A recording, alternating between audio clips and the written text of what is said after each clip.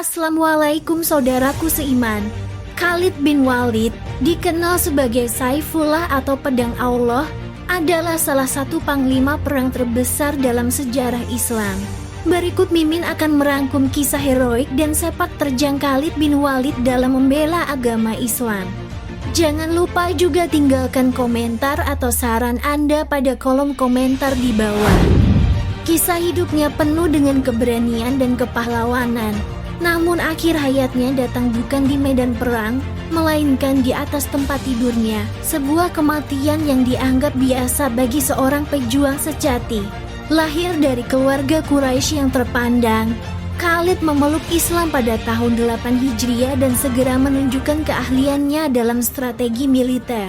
Ia berpartisipasi dalam banyak pertempuran penting, termasuk Perang Mu'tah, di mana ia mengambil alih komando setelah 3 pemimpin sebelumnya gugur. Nabi Muhammad SAW memuji Khalid dengan mengatakan bahwa dia adalah pedang di antara pedang-pedang Allah. Khalid juga terkenal karena perannya dalam Perang Khaybar, Hunain, Fatu Mekkah, dan ia bahkan diutus oleh Rasulullah SAW untuk menghancurkan berhala Uzza. Di bawah kepemimpinan Khalifah Abu Bakar, Khalid memimpin pasukan melawan orang-orang murtad dan memainkan peran penting dalam menyatukan Jazirah Arab. Lantas apa yang membuat Khalid bin Walid begitu terkenal? Khalid bin Walid dikenal dengan julukan Pedang Allah yang terhunus karena keberaniannya dan keterampilannya dalam medan perang. Kemampuan bela dirinya yang juga luar biasa membuatnya dihormati oleh seluruh komunitas muslim pada masa itu. Ia pun menjadi inspirasi bagi pasukan muslim dan menimbulkan rasa ketakutan di kalangan musuhnya. Khalid bin Walid adalah seorang pejuang yang luar biasa. Berikut beberapa hal yang membuatnya begitu terkenal. 1. Keberanian di medan perang.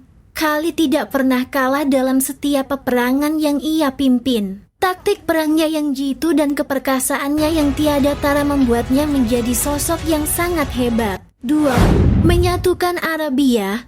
Khalid berhasil menyatukan Arabia untuk pertama kalinya dalam sejarah. Ia membentuk entitas politik yang bersatu dan disebut sebagai kekhalifahan. 3. Panglima tertinggi. Khalid adalah satu-satunya panglima tertinggi pada masa Nabi Muhammad SAW dan para penerusnya. Ide-idenya yang cemerlang dan strategi perangnya yang brilian membuatnya menjadi tokoh yang sangat dihormati. 4. Juru tulis Rasulullah. Khalid juga menjadi juru tulis Rasulullah SAW dan gelarnya sendiri adalah Abu Sulaiman. 5. Kisah hidup Khalid bin Walid penuh dengan kepahlawanan dan pengabdian kepada Islam. Meskipun meninggal dengan damai di rumahnya, namanya tetap dikenang sebagai salah satu ksatria muslim paling terkenal sepanjang sejarah. Bagaimanakah kisah akhir hidupnya? Akhir seorang legenda. Di akhir hayatnya, Khalid merenung dalam kesunyian kamar di Homs. Tubuhnya yang penuh bekas luka dari pertempuran adalah medali kehormatan yang tak terhitung jumlahnya. Namun, di saat-saat terakhir, ia merasa kecewa karena tidak mati sebagai syahid.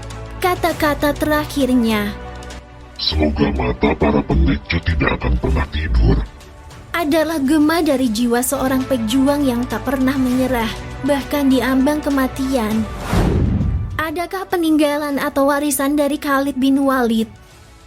Warisan abadi Khalid bin Walid. Khalid bin Walid meninggalkan dunia ini dengan warisan yang tak terlupakan. Kisahnya adalah pelajaran tentang keberanian, iman, dan pengorbanan.